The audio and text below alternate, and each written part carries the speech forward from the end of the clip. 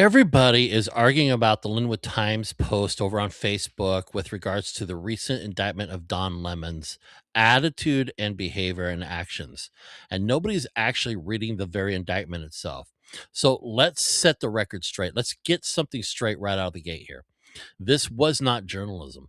This was not reporting. This was a coordinated, pre planned disruption of a Christian worship service. And this is a federal crime, folks.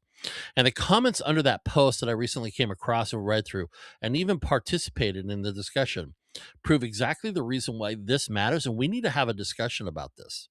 And here's what the DOJ actually unsealed. It is a 14-page indictment describing an operation called Operation Pullup. This was not a spontaneous protest. This was not a misunderstanding. It was a briefed, organized, and intentionally concealed plan to storm a church during worship. And according to the indictment, they met beforehand for a strategy session. They entered in waves, the first wave pretending to be congregants.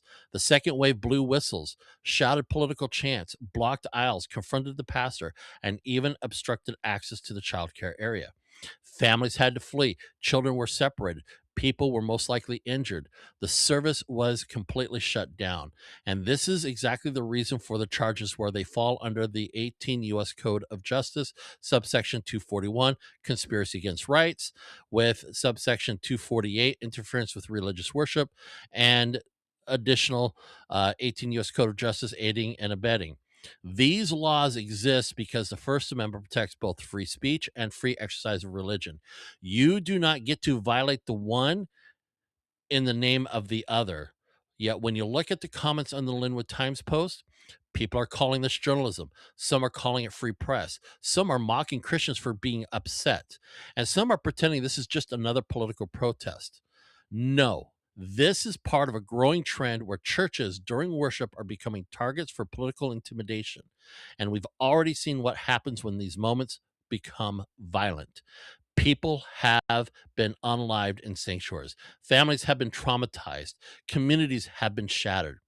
So when a group storms into a church with a coordinated plan to disrupt service, frighten families, shut down the worship, this is not activism. This is not reporting. This is militant hostility towards a faith community. And here's the part nobody wants to say out loud. A press badge is not a shield against federal law.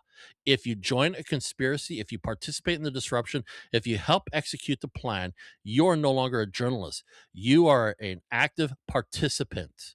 So freedom of the press protects observation, yes. It does not protect entering under false pretenses, does not protect coordinated with agitators, does not protect obstructing worship, does not protect intimidating families, or aiding a planned disruption.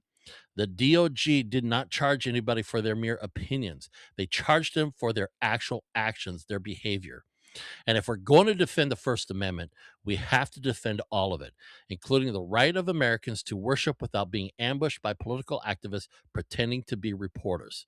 So before anyone repeats the talking points in those Facebook comments or any other social media posts, you need to go and read the indictment for yourself. You need to look at the facts and you need to ask yourself, if this happened in a mosque, would anyone be calling it journalism?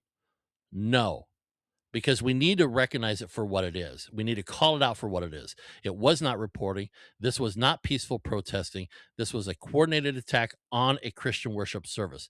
And the law is finally treating it that way. And so should we.